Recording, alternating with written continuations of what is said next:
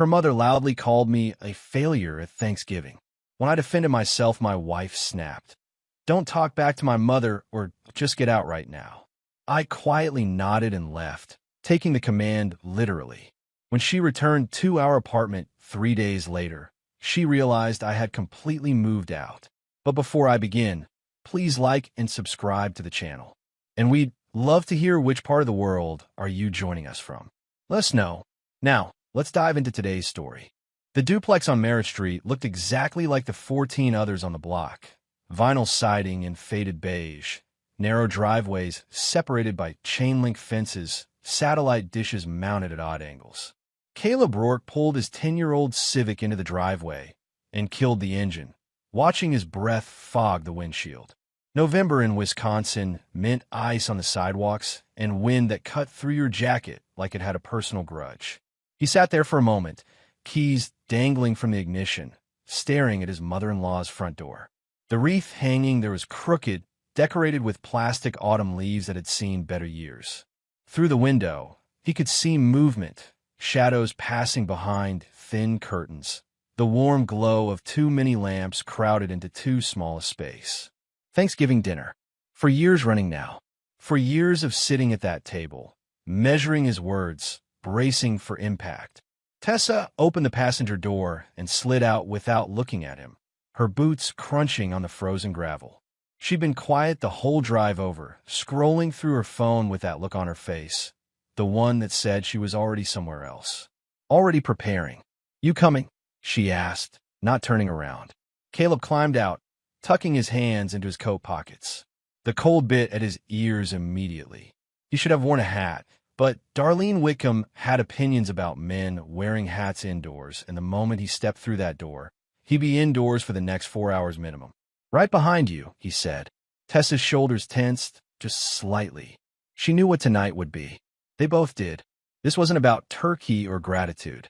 This was about something else entirely. Something that had been building for months now, maybe years, like water freezing and expanding in a crack until the whole foundation split. The front door opened before they reached it.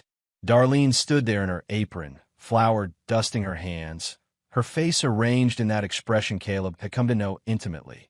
Mouth curved into something that might have been a smile on someone else, eyes calculating, measuring. She looked at Tessa first, the way she always did, as if Caleb were merely an accessory his wife had brought along. There you are, Darlene said, pulling Tessa into a hug. I was starting to worry. Traffic? No, Tessa said. Just running a little behind. Darlene's gaze slid over to Caleb then, and the warmth in her expression dimmed several degrees. Caleb. Darlene, he replied evenly. Thanks for having us. She stepped back without responding, letting them into the narrow entryway, where coats hung on hooks screwed directly into the drywall. The house smelled like roasting meat and something sweet.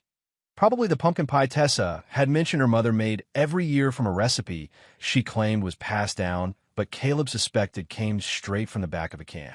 Inside, the living room was crammed with furniture that didn't quite fit.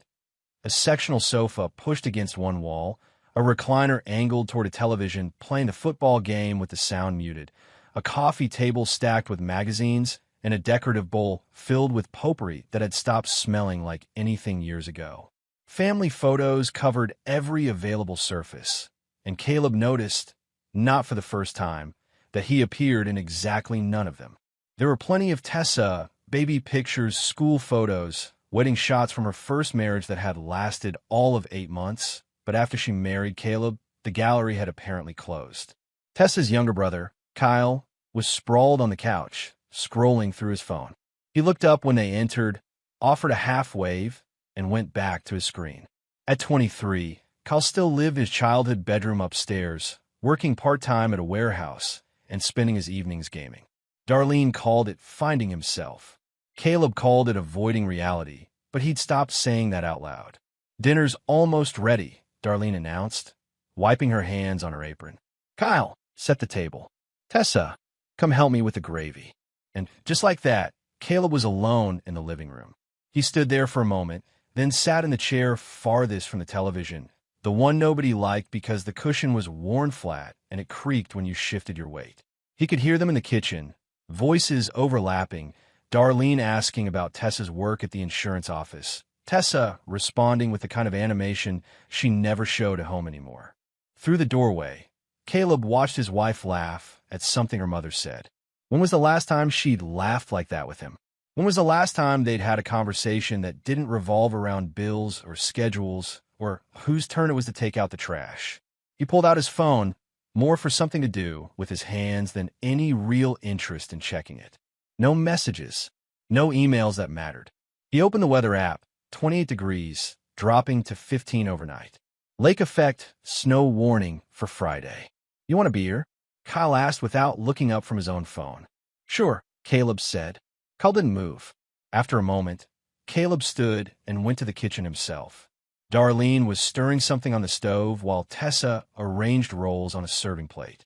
They both looked up when he entered, and the conversation stopped so abruptly it left an echo. Just grabbing a drink, Caleb said, moving to the refrigerator. Darlene's mouth tightened. There's beer in the garage fridge. Don't take from the kitchen one. Those are for dinner. Caleb paused, his hand on the refrigerator handle. The kitchen fridge hummed loudly in the silence. He could see 3 six-packs visible through the glass door. He let his hand drop. Garage. Got it. He walked through the cramped kitchen, past the chipped laminate counters and the ancient microwave that Darlene refused to replace because it still worked fine, and out the back door to the detached garage. The temperature dropped another 10 degrees in the unheated space. He found the mini fridge tucked between a lawnmower and stacks of cardboard boxes labeled with years, 2018, 2019, 2020, though he had no idea what Darlene was saving in them. The beer was cheap domestic stuff, ice cold. He twisted off the cap and took a long drink, standing there in the cold garage, breathing out clouds of vapor. Through the small window, he could see into the kitchen. Tessa and her mother were talking, heads close together, and he couldn't hear what they were saying, but he could read Darlene's expression well enough. She was complaining about something. Or someone. Him, probably. It was always him. Caleb took another drink and headed back inside. The dining room table was too small for 6 people, even though only 5 were eating tonight. Tessa's father had died 3 years back, heart attack at 59, gone before the ambulance arrived, and nobody had replaced his chair. It sat there at the head of the table, empty, a ghost of authority that Darlene now wielded in his absence. They crowded around the remaining chairs, elbows knocking, passing dishes in a choreographed routine that Caleb had never quite mastered. The turkey sat in the center, golden and steaming, surrounded by bowls of mashed potatoes, stuffing, green bean casserole, cranberry sauce that still had the ridges from the can. It looked like a magazine spread, except for the worn tablecloth and the mismatched plates. Darlene sat at the head, naturally. Kyle slouched to her right, already loading his plate before anyone had said grace. Tessa sat to Darlene's left, which put Caleb next to Kyle and directly across from his wife. The seating arrangement wasn't accidental. Nothing in this house was accidental. Kyle, we're saying grace first, Darlene said sharply. Kyle dropped the serving spoon back into the potatoes and folded his hands, rolling his eyes. Caleb caught the gesture and almost smiled. At least Kyle's disrespect was equal opportunity. Dear Lord, Darlene began, closing her eyes, we thank you for this food, for this family, for the blessings you've bestowed upon us. We ask that you guide us toward wisdom and strength, that you help us recognize what matters and what doesn't, and that you grant us the patience to endure life's disappointments. Amen. Amen, Tessa echoed. Kyle grabbed the potatoes. Caleb didn't say anything. He never did, not during grace. Darlene's prayers had evolved over the years in a thinly veiled commentary, little sermons directed at whoever had earned her displeasure that week. Tonight's mention of life's disappointments was about as subtle as a brick through a window. They ate in relative silence for a few minutes, the only sounds the scraping of forks against plates and the distant murmur of the football game from the living room. The food was good. Caleb had to give Darlene that much. Whatever else she could cook. So, Darlene said, setting down her fork with deliberate precision. She'd barely touched her food. Caleb, here it comes, he thought. How's work? she asked, and the question sounded exactly like what it was. The opening move in a chess game she'd already won in her head. Caleb finished chewing, took a sip of water. It's good. Same client for 8 months now. Steady work. Contracting, Darlene said, like the word tasted sour. That's what you call it. That's what it is, Caleb replied. 8 months.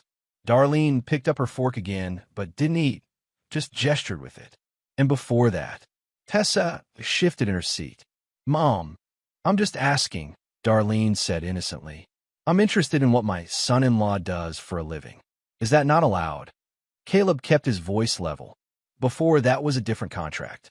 6 months. Different company. And before that, another contract. Darlene nodded slowly, as if this confirmed something she'd suspected all along. So you're jumping between jobs. That's what I'm hearing. I'm contracting, Caleb said again. It's how the industry works now. Project-based. Flexible. Flexible. Darlene repeated the word, testing it. That's an interesting way to say unstable. Kyle kept eating, head down, shoveling food into his mouth. Tessa was staring at her plate, her jaw tight.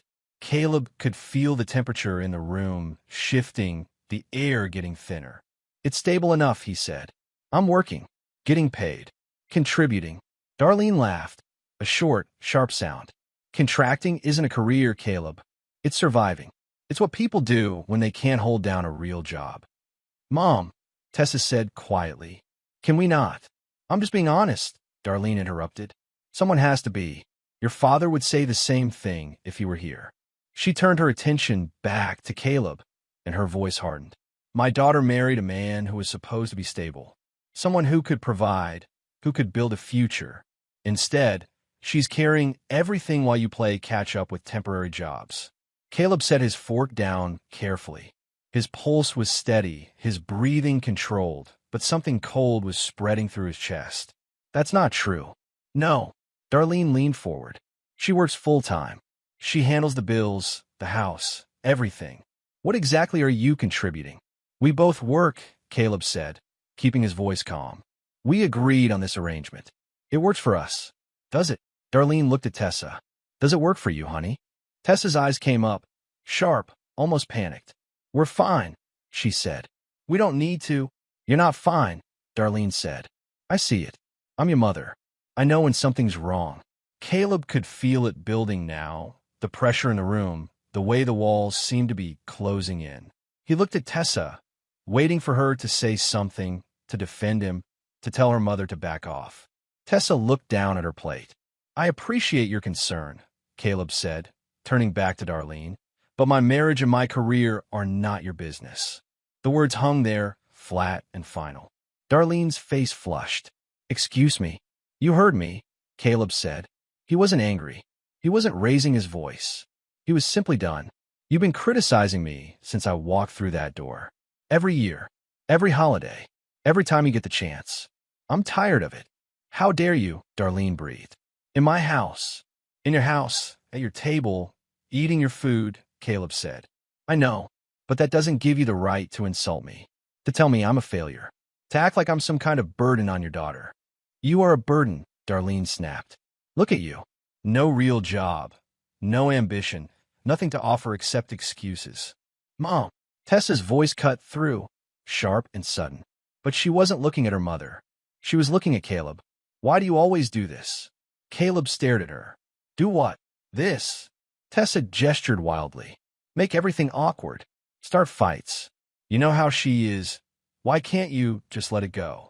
Let it go, Caleb repeated slowly. She called me a failure. She said I'm a burden. And you want me to let it go? Tears were already forming in Tessa's eyes. That quick shift he'd seen 1,000 times. She's my mother. She's upset. You're being defensive. I'm being defensive. Caleb felt something crack inside him, something that had been holding for too long.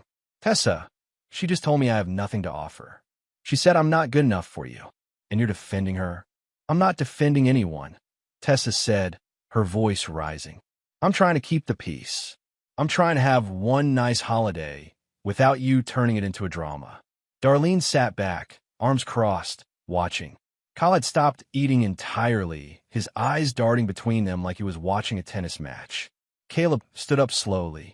His chair scraped against the floor, loud in the sudden silence. "Sit down," Tessa said. "Please, just let's finish dinner." "No," Caleb said. "Caleb, she disrespected me. You defended her. I'm not sitting here and pretending that's okay." Tessa's face crumpled. "You're making this so much worse. Just apologize and sit down." "Apologize?" Caleb's laugh was hollow. "For what? For defending myself? For starting a fight," Tessa said. "For disrespecting my mother in her own home." "I didn't start this," Caleb said, "but I'm finishing it." He grabbed his coat from the back of his chair. His hands weren't shaking. His voice wasn't breaking. He felt eerily calm, like he was watching himself from a distance. "Where are you going?" Tessa asked, standing now too. "Home," Caleb said. "You can't just leave." "Yes," he said, looking at her directly. "I can." Tessa's expression shifted then, tears drying almost instantly, replaced by something harder. "If you walk out that door, Caleb." He waited. "Don't come back," she finished. The words landed in the space between them, heavy and irreversible. Caleb nodded once. "Okay." He walked out. Behind him, he heard Darlene's voice. "Let him go, honey. You're better off." He didn't look back. The drive home took 17 minutes. Caleb kept the radio off, the heater blasting against the cold, his hands steady on the wheel. The streets were empty. Most families still gathered around their tables, digesting turkey and forced gratitude. The house he shared with Tessa was dark when he pulled into the driveway. Their side of the duplex, the left half, distinguished only by the slightly newer mailbox he'd installed last spring. He sat in the car for a moment, engine idling, staring at the darkened windows. For years of marriage, 6 years together total, and it had come down to this, sitting in a cold car outside a dark house, choosing between his dignity and his wife, and finding out there was no choice at all. She'd already made it for him. Inside, the house was cold. He turned the thermostat down before they left to save money. Another thing Tessa criticized, another way he supposedly failed to provide. He flipped on lights as he moved through the rooms, each one revealing the life they'd built. Furniture they'd picked out together. Pictures on the walls. Wedding photo on the mantel, both of them smiling, her in white, him in a rented tux that didn't quite fit. That man in the photo looked happy, naive, like he thought love would be enough. Caleb went to the bedroom and pulled a duffel bag from the closet. He moved methodically, packing clothes, toiletries, his laptop, and charger. He took only what was unquestionably his. Nothing they'd bought together, nothing that could be disputed. His side of the closet was easier to empty than he'd expected. Most of his stuff was old, worn, things he'd had for years before Tessa came into his life. He was nearly finished when he heard the front door open. Tessa's footsteps in the hall. Quick, purposeful. She appeared in the doorway, face flushed from cold or crying or both. "What are you doing?" Caleb zipped the duffel bag. "Packing." "No." Tessa shook her head. "No, you're not leaving. You're being dramatic." "You told me not to come back," Caleb said. "I'm respecting your wishes." "I didn't mean—" She stopped, pressing her hands to her face. "I was upset. You embarrassed me in front of my family." "I defended myself," Caleb said. "There's a difference. You attacked my mother." "No." Caleb shouldered the duffel bag. "I set a boundary. Your mother attacked me. For years now. And you've never once stood up for me." "That's not true," Tessa said, but her voice wavered. "Name one time," Caleb said. "One time you told her to stop. One time you defended me." Tessa's mouth opened, closed. She looked away. "That's what I thought," Caleb said. "Why are you doing this?" Tessa's voice climbed higher, taking on that edge that signaled tears were coming.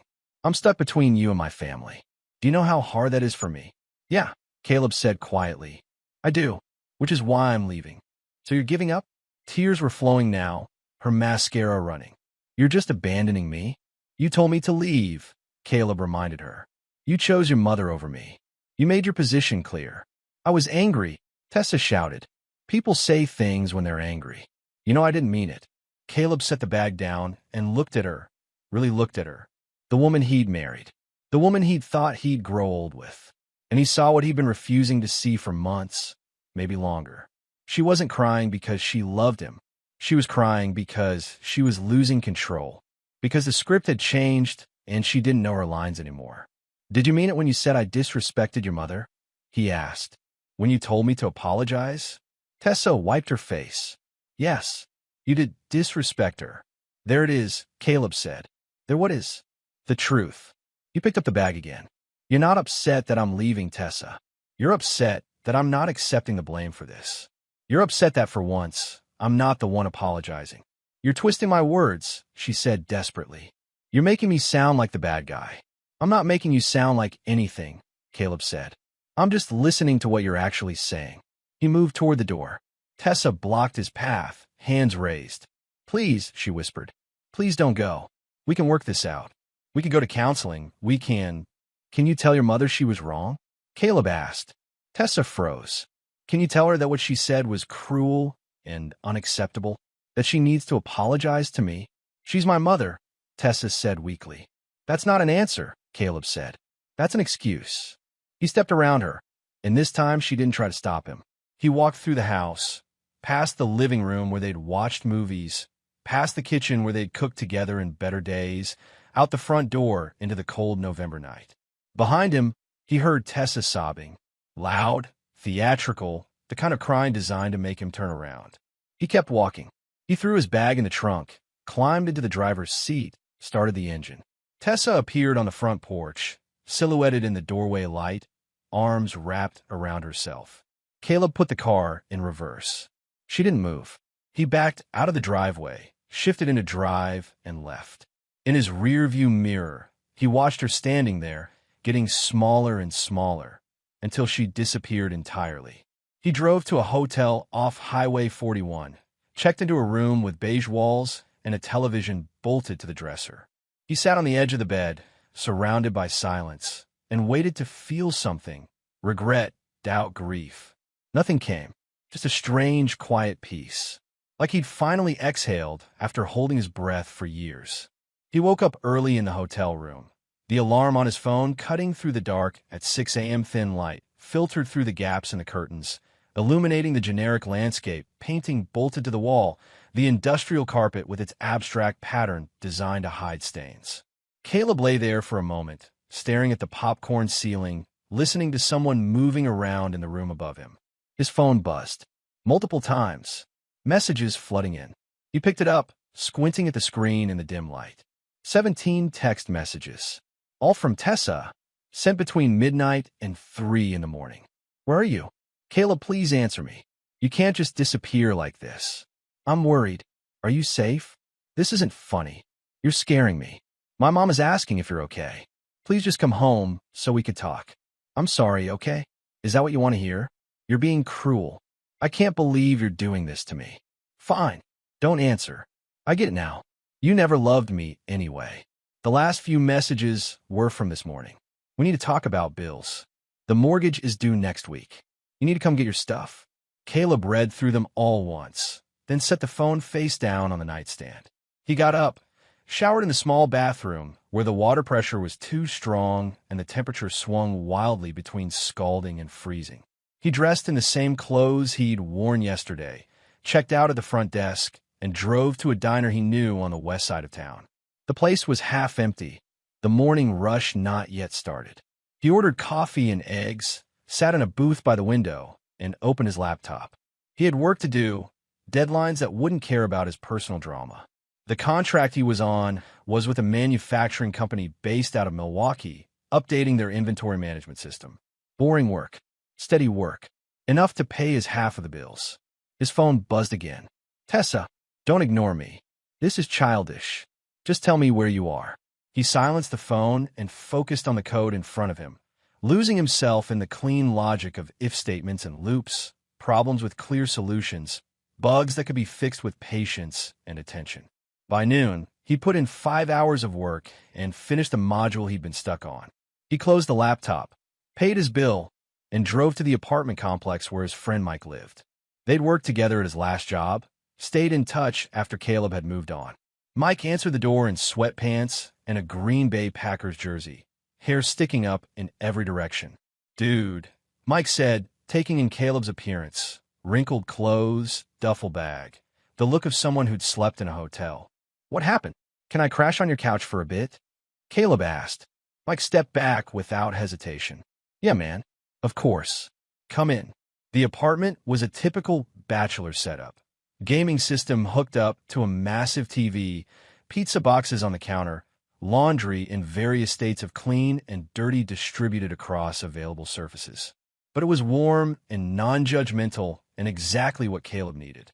Tessa, Mike asked, grabbing 2 beers from the fridge. Tessa, Caleb confirmed.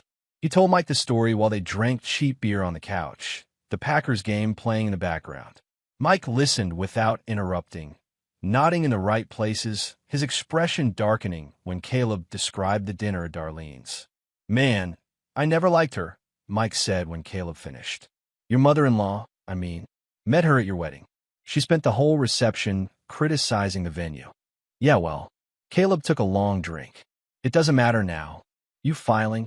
Mike asked. Probably, Caleb said. I don't see how we come back from this. Good, Mike said.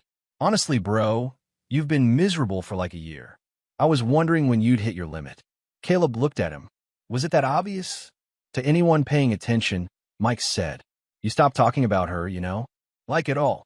When someone asks how she is, you change the subject. That's not a good sign. Caleb nodded slowly. He hadn't realized it, but Mike was right. Somewhere along the way, Tessa had stopped being someone he wanted to talk about. She'd become an obligation, a source of stress, a problem to manage rather than a partner to share life with. His phone buzzed again. He glanced at it, Tessa's name on the screen, and silenced it without reading. Let her sweat, Mike said. You need space to think. Space to think turned out to be exactly what Caleb needed. He spent 3 days on Mike's couch, working during the day, avoiding his phone, sleeping more soundly than he had in months. On the 4th day, he drove to a storage facility and rented a unit, then went back to the house when he knew Tessa would be at work. The house felt different in her absence, colder, emptier, like a stage set after the actors had left. He moved quickly, efficiently, taking only what was unquestionably his. His tools from the garage, his books, his winter coat from the hall closet, the coffee maker he'd brought into the marriage. He left everything they'd bought together. Furniture, decorations, kitchen supplies. Let her keep it. Let her figure out.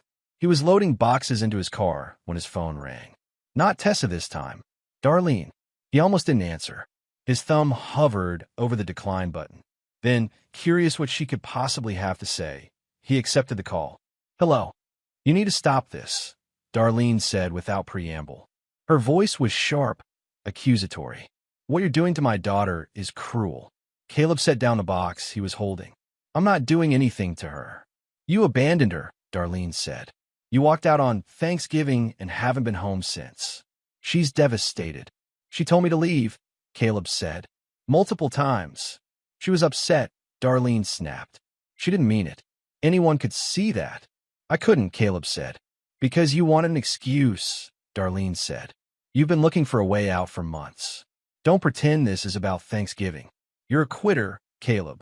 You quit jobs, you quit commitments, and now you're quitting your marriage. Caleb felt that same cold calm settling over him. Are you done? Excuse me. Are you done? He repeated. Because I have things to do, and listening to you insult me isn't one of them. How dare you? How dare I? Caleb cut her off. Let's talk about that. How dare I stand up for myself? How dare I refuse to be disrespected in front of my wife? How dare I expect my wife to defend me instead of joining in when her mother calls me a failure? I never. You did, Caleb said. At your table, in front of everyone. You said I was unstable, that I had nothing to offer, that Tessa was carrying me. And when I defended myself, she told me to leave.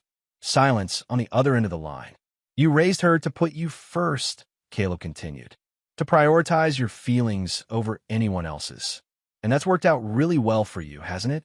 You get to control her life, make all the decisions, and anyone who disagrees with you is the problem. That's not true, Darlene said, but her voice had lost some of its edge. It is true, Caleb said.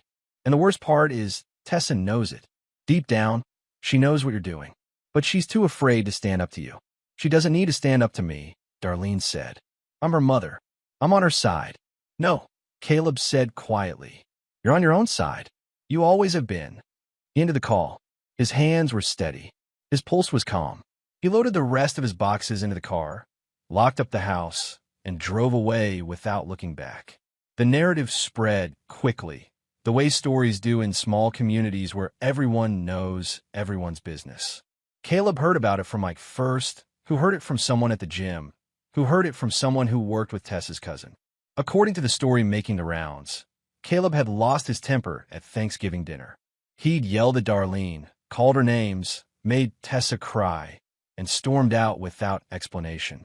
He'd been unstable for months, apparently. Unreliable. Tessa had been covering for him, trying to make the marriage work, but he'd finally shown his true colors. She was blindsided, devastated, a victim of his volatility. None of it was true, but truth had never been the point. She's spinning it, Mike said, showing Caleb a Facebook post Tessa had shared. It was a quote, some generic inspirational garbage about being strong during difficult times, but the comments underneath were telling. Friends offering support, calling Caleb every name they could think of, promising to be there for Tessa during her ordeal.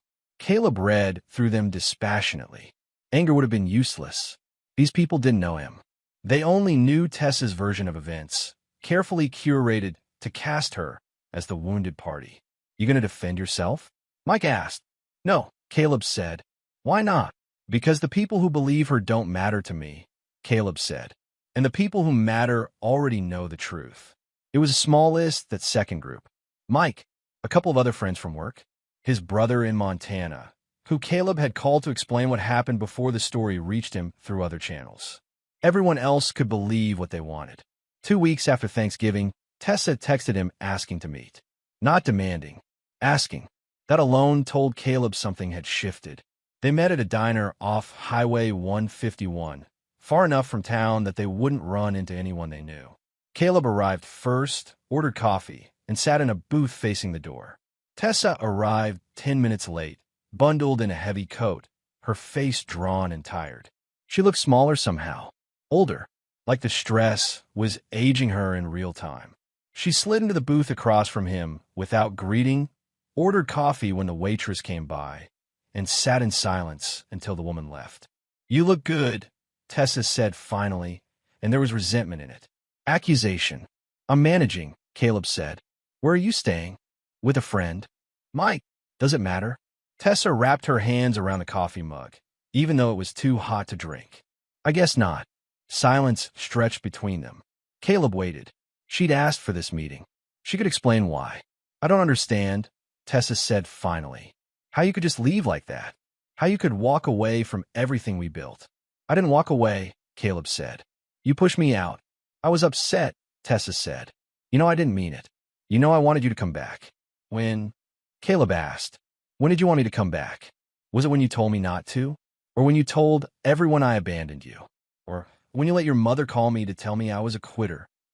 Tessa's face flushed. She shouldn't have done that. But she did, Caleb said. With your permission, I assume. I didn't ask her to call you, Tessa said defensively. But she's my mother.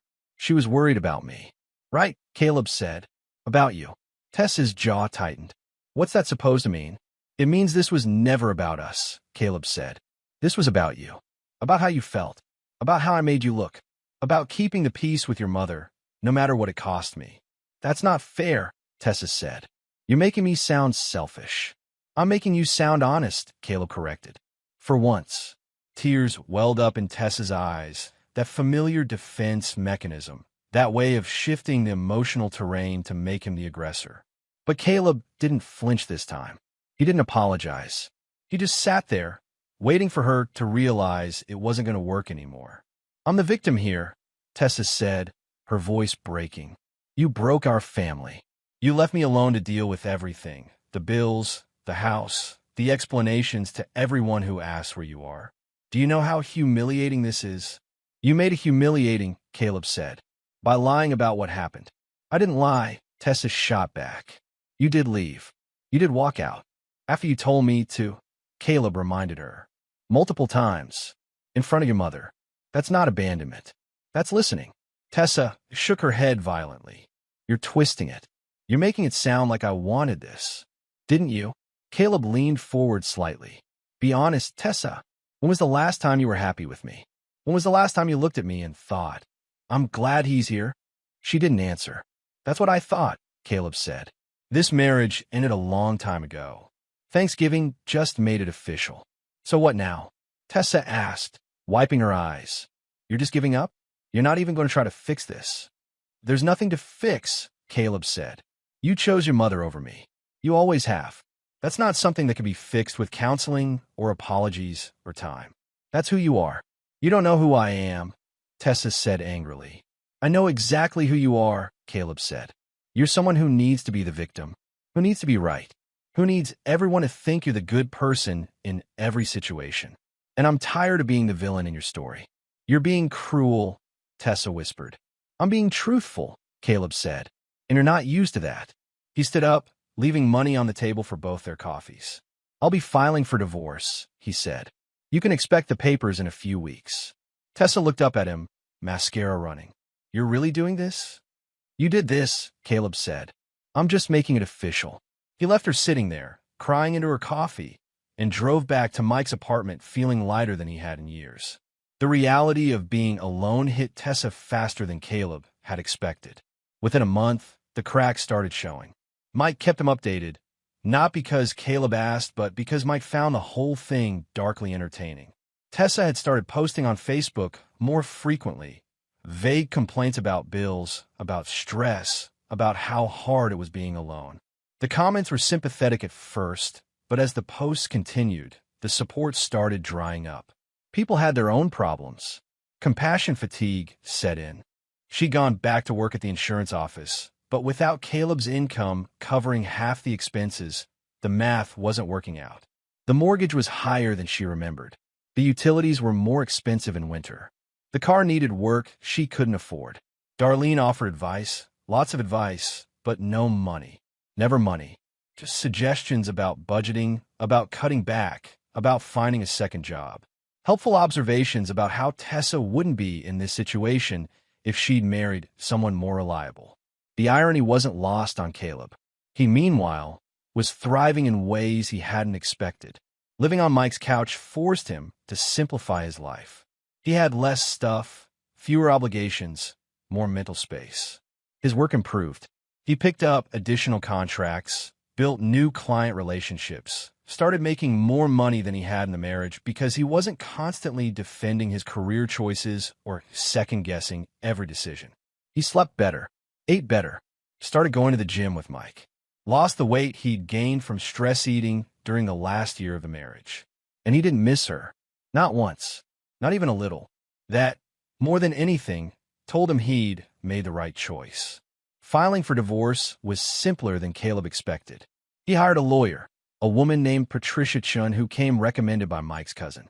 She was efficient, professional, and unbothered by emotional drama.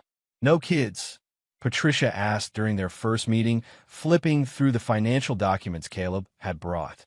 No, Caleb said. No shared assets besides the house. Nothing significant. Bank accounts joint, but it's mostly empty. Cars are in our individual names. I took what was mine when I moved out. Patricia nodded, making notes. And she agrees to the divorce? I haven't told her I'm filing yet, Caleb admitted. But she knows it's coming. I told her as much. Okay. Patricia set down her pen and looked at him directly. Here's what's going to happen. We file. She gets served. She has 30 days to respond. If she contests, we go to mediation. If she doesn't, it's straightforward. Wisconsin is a no-fault state, which means we don't need to prove wrongdoing. We just need to show the marriage is irretrievably broken. It is, Caleb said. Good, Patricia said. Then let's make this as clean as possible. The papers were served on a Thursday afternoon. Caleb knew because Tessa called him immediately, her voice high and panicked. What is this? She demanded. Divorce papers? You're really doing this? I told you I would, Caleb said calmly. I thought you were bluffing, Tessa said. I thought you'd cool off and we'd work it out. There's nothing to work out, Caleb said. You can't just give up on us, Tessa said. We're married. We made vows. Vows work both ways, Caleb said. You broke yours a long time ago. I never cheated, Tessa said. I never lied to you. You chose your mother over me, Caleb said. Every single time. That's its own kind of betrayal. She's my mother, Tessa said desperately. What was I supposed to do? Support me, Caleb said. Respect me. Stand up for me when she tore me down. That's what you were supposed to do. I tried, Tessa said, but it sounded weak even to her. No, Caleb said. You didn't. And now we're here. Please, Tessa said, and now she was crying. Please don't do this. I'll talk to my mom. I'll tell her to back off. We can fix this. It's too late, Caleb said. I'm done. He hung up before she could respond. The courthouse in Fond du Lac was an old building, all stone and wood, with high ceilings that made voices echo. Caleb arrived early, dressed in the only suit he owned, a navy blue number he'd bought for a job interview 3 years ago. Patricia met him in the lobby, looking sharp in a charcoal gray pantsuit, carrying a leather briefcase that probably cost more than Caleb's car. You ready? She asked. As I'll ever be, Caleb said. They walked through the metal detector, up the stairs to the 3rd floor, down a hall lined with courtrooms and offices. The hearing was scheduled for 10 a.m. in room 304, Judge Margaret Brennan presiding. Patricia had explained the process already. This was just the initial hearing, mostly procedural. They'd present the case, Tessa would have a chance to respond, and the judge would set a timeline for resolution. Tessa was already there when they entered, sitting on a bench outside the courtroom with her own lawyer, a middle-aged man in a brown suit who looked like he'd rather be anywhere else. Tessa looked up when Caleb approached, her eyes red-rimmed and puffy. She'd been crying, probably for days. The woman next to her, Darlene, of course, had an arm around her shoulders, glaring daggers at Caleb. You look happy, Darlene said loudly as Caleb passed. Proud of yourself? Patricia touched Caleb's elbow. Ignore her, she murmured. They sat on the opposite bench and waited. The minutes crawled by. Other people came and went, other cases, other dramas, other lives falling apart in increments. At 9:55, a bailiff opened the courtroom doors and called their case. Rourke versus Rourke. They filed in, Caleb and Patricia on one side, Tessa and her lawyer on the other. Darlene tried to follow, but the bailiff stopped her. Family only, he said. I am family, Darlene protested. Immediate family involved in the case. The bailiff clarified. You'll have to wait outside. Darlene looked like she might argue, but Tessa touched her arm and shook her head. Reluctantly, Darlene retreated to the hallway, and the doors closed behind her. The courtroom was smaller than Caleb expected, wood paneling, fluorescent lights, American flag in the corner. Judge Brennan sat at the bench, a woman in her 60s with silver hair, pulled into a tight bun and reading glasses perched on her nose. She looked up as they entered, expression neutral. Please be seated, she said. They sat. Judge Brennan shuffled through papers on her desk, reading quickly. The silence stretched, broken only by the hum of the heating system and the faint sound of traffic outside. All right, the judge said finally, looking up. I've reviewed the petition for divorce filed by Mr. Rourke. Mrs. Rourke, you've been served, correct? Tessa's lawyer stood. Yes, Your Honor. And you're contesting the divorce? We're requesting time to explore reconciliation, the lawyer said. My client believes the marriage can be saved with counseling. Patricia stood. Your Honor, my client has made it clear that the marriage is irretrievably broken. He's attempted to resolve issues privately, but Mrs. Rourke has consistently prioritized her family of origin over the marriage. Further attempts at reconciliation would be futile. That's not true. Tessa spoke up suddenly, her voice cracking. He's lying.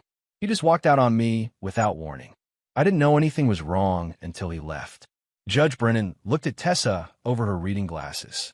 Mrs. Rourke, please allow your attorney to speak on your behalf.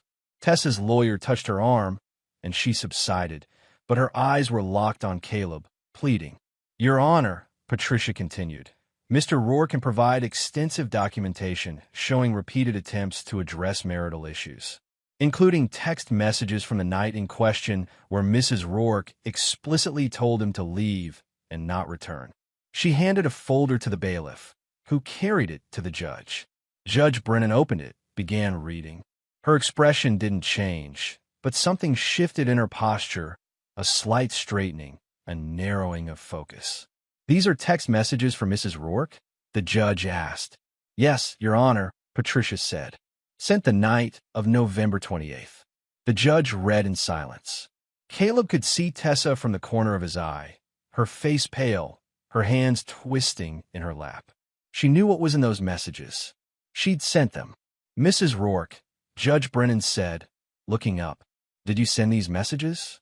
Tessa's lawyer stood again. "Your Honor, my client was emotional. I asked Mrs. Rourke," the judge interrupted.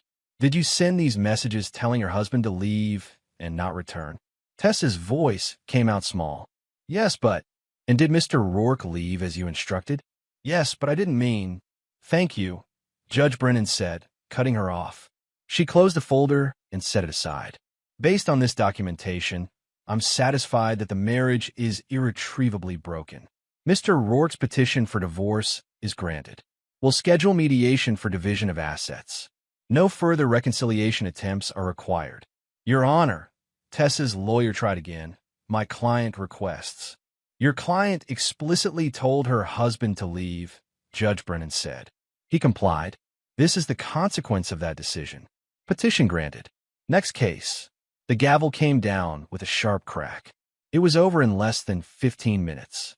Outside the courtroom, Darlene was waiting, pacing the hallway like a caged animal. She rushed over the moment they emerged, grabbing Tessa's arm. "What happened? What did the judge say?"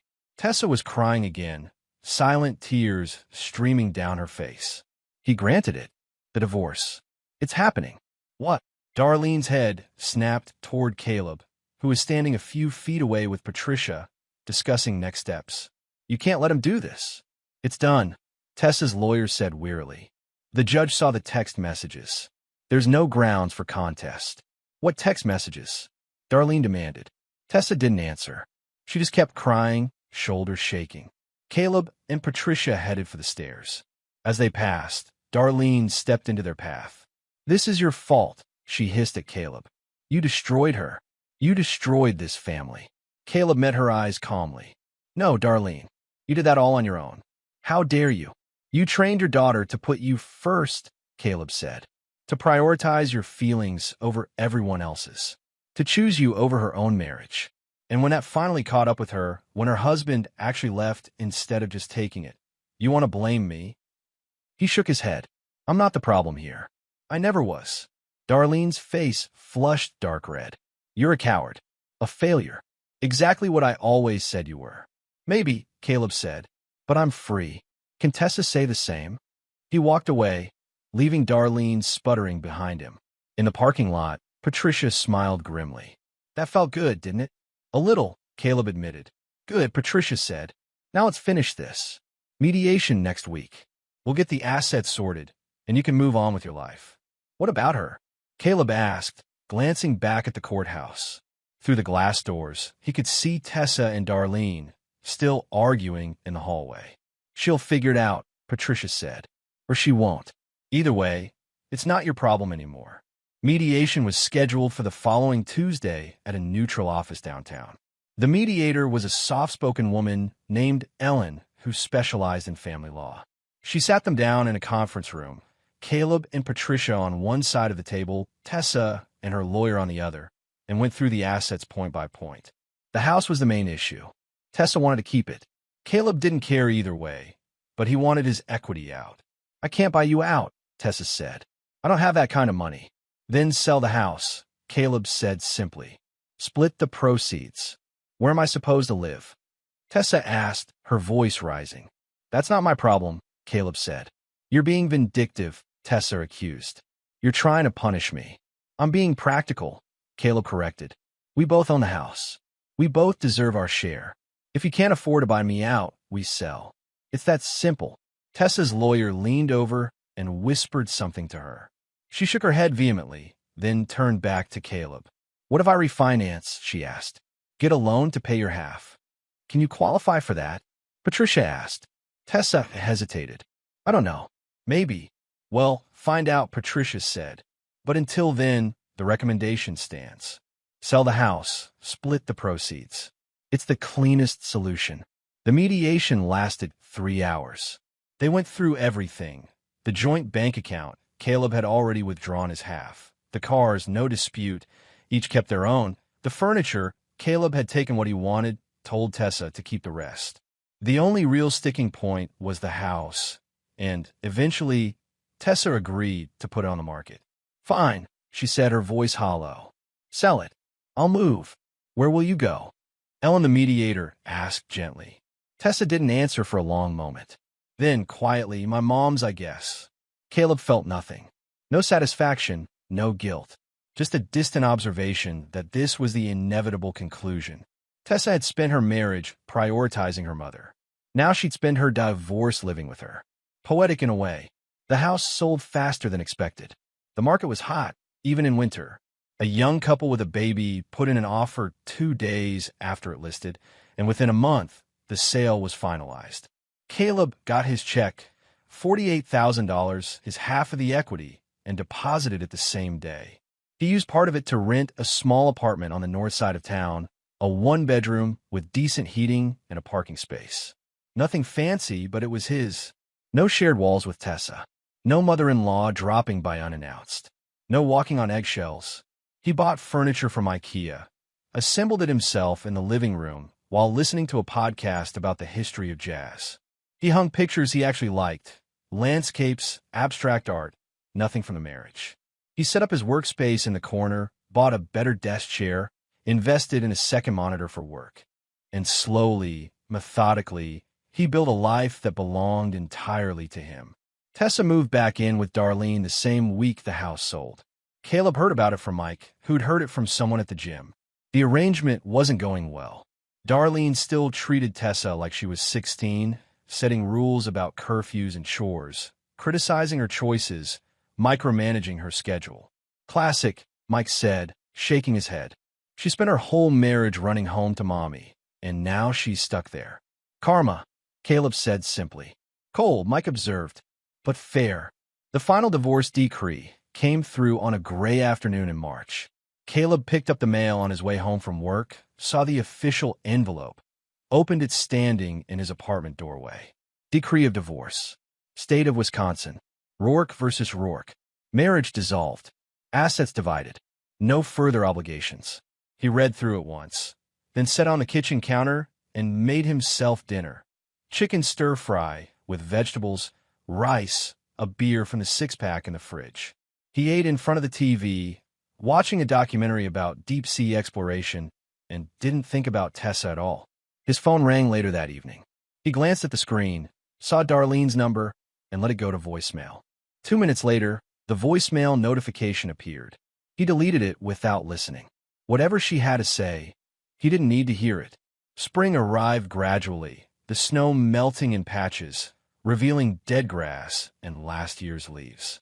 Caleb settled into routines. Work, gym, cooking meals he actually enjoyed. Reading books he'd meant to get to for years. Dating occasionally, nothing serious, just testing the waters. One Saturday, in April, he ran into Tessa at the grocery store. She was in the produce section, picking through apples, and she looked tired. Older. Her hair was pulled back in a messy ponytail, no makeup, wearing sweatpants and a coat that looked like it belonged to someone else. Their eyes met across the display of lettuce. She froze, an apple in her hand. Caleb nodded once, a simple acknowledgement, and kept walking. He didn't owe her a conversation, didn't owe her closure or kindness or anything at all. Behind him, he heard her voice, small and uncertain. "Caleb." He didn't stop. Summer came, and with it, a sense of possibility. Caleb took a week off work and drove up to Montana to visit his brother. They spent days hiking in the mountains, fishing in cold streams, sitting around campfires talking about nothing important. His brother didn't ask about the divorce, didn't press for details, just welcomed him, gave him space, let him be.